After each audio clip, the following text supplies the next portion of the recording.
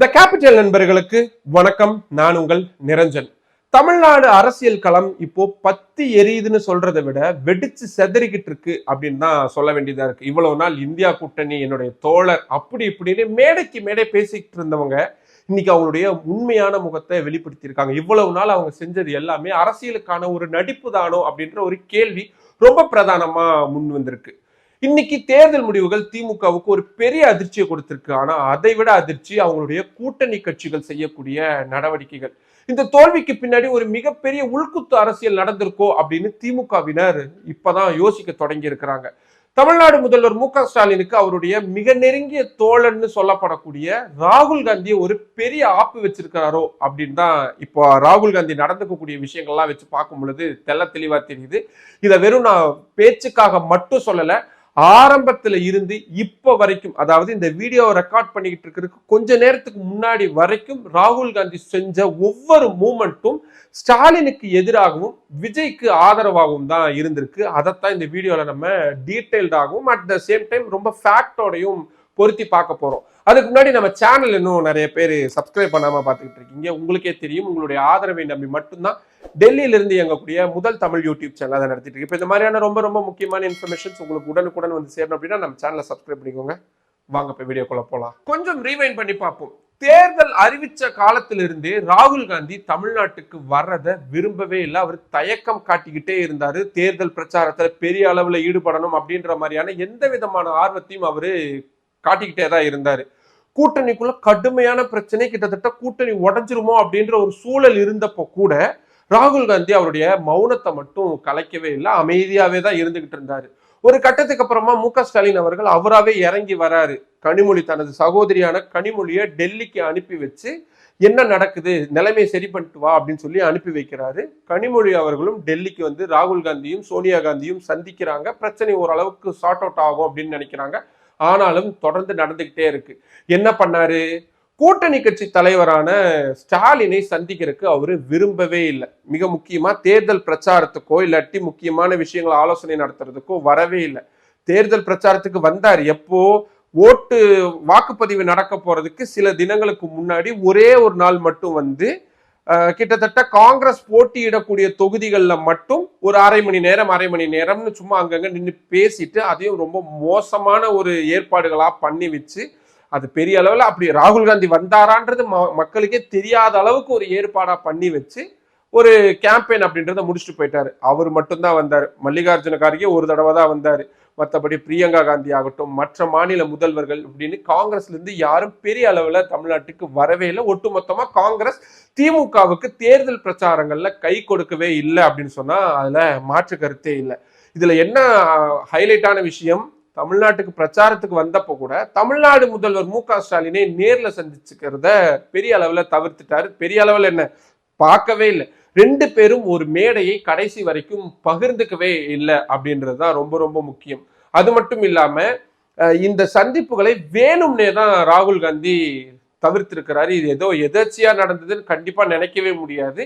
உண்மையை சொல்லணும்னா ராகுல் காந்திக்கு ஆரம்பத்திலிருந்து திமுக கூட கூட்டணி வைக்கிறத இஷ்டம் அப்படின்றது கிடையவே கிடையாது. அவருடைய முதல் சாய்ஸ் அப்படின்றது விஜயா தான் இருந்தாரு. தமிழக வெற்றி கழகத்தோட தான் காங்கிரஸ் கட்சி கூட்டணி வைக்கணும் அப்படின்றதுதான் அவர் யோசிச்சுக்கிட்டே இருந்தாரு. ஆனா காங்கிரஸ் கட்சியுடைய தலைவரா இருக்கக்கூடிய மல்லிகார்ஜுன கார்கேவும் சரி, சோனியா காந்தியும் சரி, ராகுல் காந்தியை தடுத்ததுனாலதான் இந்த கூட்டணி அப்படின்றதே அமைஞ்சிருந்தது. இந்த கடுப்புல இருந்த ராகுல் காந்தி தான் கூட்டணிக்குள்ள ஒரு ஸ்லோ பாய்சன் மாதிரி வேலை செஞ்சுக்கிட்டே இருந்திருக்கிறாரு. இன்னொரு ரொம்ப முக்கியமான மேட்டர் என்னன்னா, கரூர் துயர சம்பவம் நடந்தப்போ தாவேகா தரப்புல இருந்து என்ன சொல்லிக்கிட்டு இருந்தாங்க, இந்த கரூர் துயர சம்பவத்துக்கு காரணமே திமுக தான் அப்படின்னு டைரக்டா அட்டாக் பண்ணிக்கிட்டு இருந்தாங்க. ஆனா கூட்டணியில இருக்கக்கூடிய ஒரு கட்சியுடைய முக்கிய முகமா இருக்கக்கூடிய ராகுல் காந்தி என்ன பண்ணிருக்கணும், திமுகவுக்கு சப்போர்ட் பண்ணிருக்கணும். இல்ல அப்படிலாம் சொல்லக்கூடாது, நான் வன்மையா கண்டிக்கிறேன் அப்படின்னு சொல்லியிருக்கணும். ஆனா ராகுல் காந்தி என்ன பண்ணாரு, சட்டுன்னு விஜய்க்கு போன் பட்டு ஆறுதல் சொல்லியிருக்கிறாரு. இதுதான் கூட்டணி தர்மமா, இதுதான் அரசியல் முதிர்ச்சியின்மையா அப்படின்ற மாதிரியான கேள்விகளை திமுகவாவது கேட்டிருக்கணும். ஆனா அவங்களும் நாகரிக அரசியல் பண்றேன் அப்படின்ற பேர்ல அதை கடைசி வரைக்கும் கேட்கவே இல்லை. இத ராகுல் காந்தி வேணும்னே தான் பண்ணியிருக்கிறாரு. அப்படி பண்ணா ஸ்டாலின் எரிச்சல் ஆவாரு, காங்கிரஸ் கட்சிக்காரங்க ஒரு மாதிரி பூஸ்டப் ஆவாங்க, தொடர்ச்சியா அவங்க திமுக காரங்களை திட்டுவாங்க, பதிலுக்கு திமுக காரங்க திட்டுவாங்க, கூட்டணிக்குள்ள ஒரு சலசலப்பு வரும், நீங்களாவே வெளியே போயிருங்க அப்படின்னு காங்கிரஸ் கட்சியை கூட்டணியிலிருந்து வெளியேற்றும் திமுக, அதன் மூலியமா நம்ம வெளியே வந்து தாவேகா கூட போறதுக்கான ஒரு வாய்ப்பு இருக்குமான்னு பார்த்திருக்கலாம். இதெல்லாம் ராகுல் காந்தியுடைய திட்டமா இருந்திருக்கலாம். அதுக்கப்புறமா இந்த திட்டத்தை இன்னும் செயல்படுத்துறதுக்காக அவருடைய நெருங்கிய சகாக்களா இருக்கக்கூடிய பிரவீன் சக்கரவர்த்தி ஆகட்டும், எம்பியா இருக்கக்கூடிய மாணிக்கம் தாக்கூர் ஆகட்டும், இவங்களை விட்டு சோசியல் மீடியால திமுகவை பயங்கரமா அட்டாக் பண்ண வச்சாரு ராகுல் காந்தி. ராகுல் காந்திக்கு தெரியாம, ராகுல் காந்திக்கு விருப்பம் இல்லாம இவங்க இதை நிச்சயமா பண்ணிருக்கவே முடியாது. இதை 100% ஒத்துக்க முடியும். ஆட்சி அதிகாரத்துல பங்கு வேணும் அப்படின்ற ஒரு விஷயத்தை கிளப்பி விட்டு இன்னும் நிலைமையை மோசமாக்குனாரு ராகுல் காந்தி. இதுல உச்சகட்டம் என்னன்னா, ராகுலுடைய நம்பிக்கைக்குரியவரா இருக்கக்கூடிய பிரவீன் சக்கரவர்த்தி சென்னைக்கு போய் விஜயை சந்திச்சு சில விஷயங்கள்லாம் பேசியிருக்கிறாரு. அதை வெளியே சோசியல் மீடியால பிரவீன் சக்கரவர்த்தியாவே போடுறாரு. மீடியாவெல்லாம் கூப்பிட்டு ஆமா நான் போய் பார்த்தேன் அப்படின்றதையும் சொல்றாரு. தேர்தல் நேரத்துல ஒரு முக்கிய கட்சியுடைய கூட்டணியில் இருக்கக்கூடிய ஒரு கட்சியுடைய ஒரு நிழல் மாதிரி இருக்கக்கூடிய ஒரு முக்கிய நபர் போய் இன்னொரு கட்சியில் இருக்கக்கூடிய தலைவரை போய் பார்க்கிறாரு அப்படின்னா அது மக்கள் மத்தியில் என்ன மாதிரியான தாக்கத்தை ஏற்படுத்தும்? இது ராகுல் காந்திக்கு தெரியாதுன்னு நினைக்கிறீங்களா? தெரிஞ்சேதான் இது எல்லாத்தையும் பார்த்துக்கிட்டு அமைதியா இருந்தாரு ராகுல் காந்தி.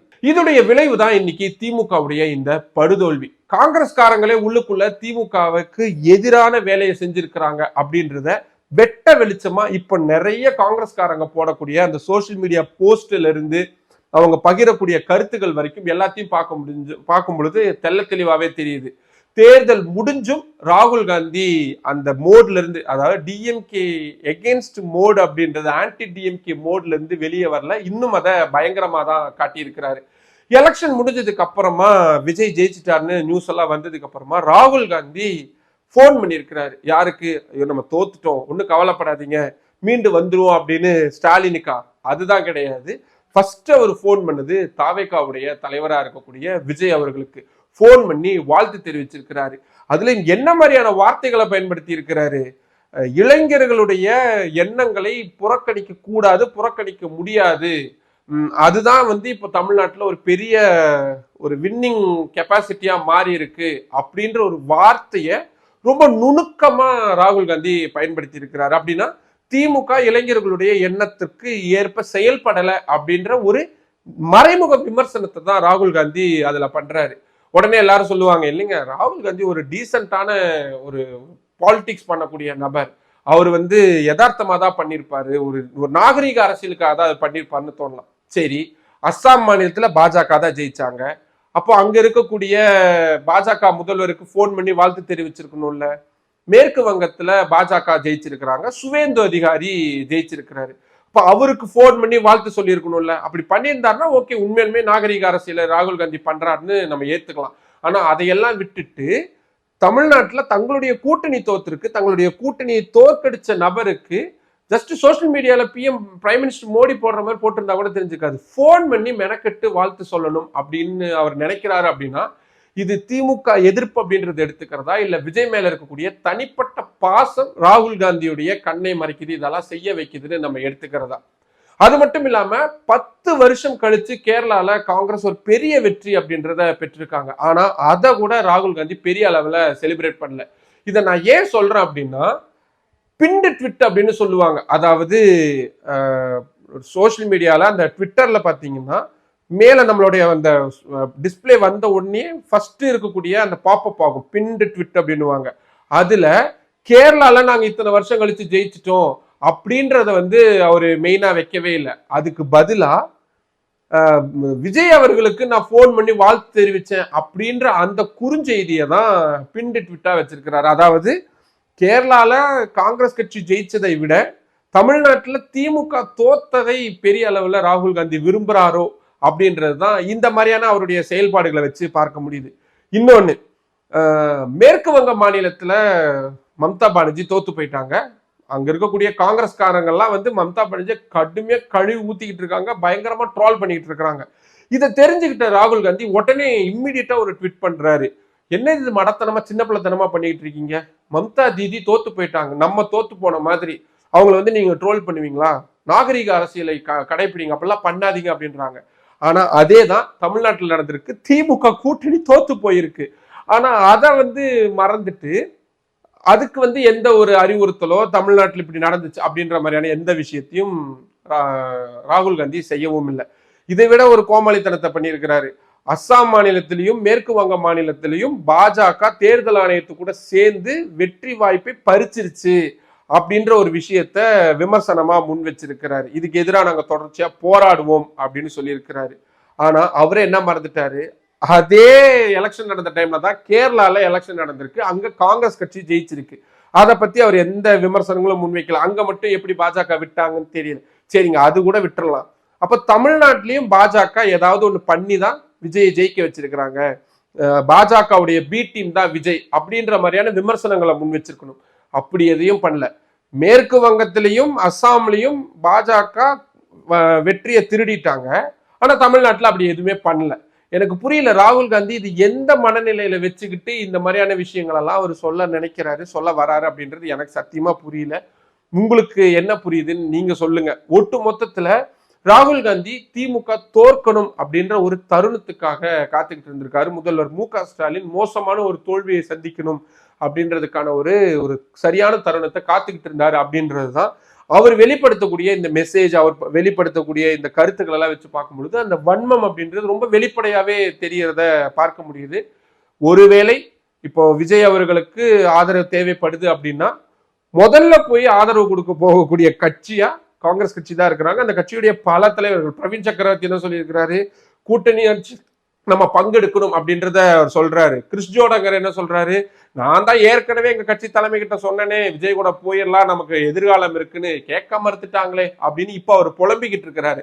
அவங்களுக்கு நம்ம ஆட்சி அமைக்க முடியலையேன்றது கூட பிரச்சனை இல்லை, நம்ம கூட்டணியே ஜெயிக்கலையேன்றது கூட பிரச்சனை இல்லை, கொள்கை தோத்துருச்சேன்றது கூட பிரச்சனை இல்லை, விஜய் கூட போயிருந்தா ஒரு 4 மினிஸ்ட்ரி கிடைச்சிருக்குமே அப்படின்றதுதான் அவங்களுடைய எண்ணமா இருக்கு. இந்த எண்ணம் தொடரும் பட்சத்துல இந்தியா கூட்டணியில திமுகவுடைய நிலைமை என்னவா மாறும்? இப்படி தொடர்ச்சியா காங்கிரஸ் கட்சி கூட்டணி, இந்தியா கூட்டணியில் இருக்கக்கூடிய மற்ற கட்சிகள், வெஸ்ட் பெங்கால்ல ஜெயிச்சது பாஜகவா இருக்கலாம், ஆனா திரிணாமுல் காங்கிரஸ் கட்சி தோத்ததுக்கு one of the reason obviously Congress தான். இப்படி பல மாநிலங்கள்ல சொல்லிக்கிட்டே இருக்கலாம். இதனால கூட்டணியில் இருக்கக்கூடியவங்க ஏற்கனவே கடுப்புல இருக்கிறாங்க காங்கிரஸ் மேல. அதனால இந்தியா கூட்டணி அப்படின்றதே இனி இருக்குமா, அப்படி இருந்தா அதுல காங்கிரஸ்க்கு இடம் இருக்குமா அப்படின்ற ஒரு கேள்வியை நோக்கி தான் வந்திருக்கு. உங்களுக்கு என்ன தோணுது? ராகுல் காந்தியுடைய இந்த பாலிடிக்ஸை ராஜதந்திர பாலிடிக்ஸ் பார்க்கணுமா இல்ல இன்மெச்சூர்டு பாலிடிக்ஸ் பார்க்கணுமா? உங்களுக்கு எது தோணுனாலும் அதை கீழே கமெண்ட் பாக்ஸ்ல சொல்லுங்க. மற்றும் ஒரு வீடியோவில் சந்திக்கலாம். நன்றி. நம்மளோட கேபிட்டல் சேனல்ல இன்னும் நிறைய பேர் சப்ஸ்கிரைப் பண்ணாம பார்த்துக்கிட்டு இருக்கீங்க. உங்களுக்கே தெரியும், உங்களுடைய ஆதரவை நம்பி மட்டும்தான் டெல்லியில இருந்து இயங்கக்கூடிய முதல் தமிழ் யூடியூப் சேனல் அதை நடத்திட்டு இருக்கு. இப்போ இந்த மாதிரியான ரொம்ப ரொம்ப முக்கியமான இன்ஃபர்மேஷன்ஸ் உங்களுக்கு உடனுக்குடன் வந்து சேரணும் அப்படின்னா நம்ம சேனலை சப்ஸ்கிரைப் பண்ணிக்கோங்க. நம்ம வீடியோஸை நிறைய பேர் கொண்டு போய் சேருங்க, லைக் பண்ணுங்க, கமெண்ட் பண்ணுங்க. உங்களுடைய ஆதரவை அதிக அளவில் தாருங்கள். நன்றி.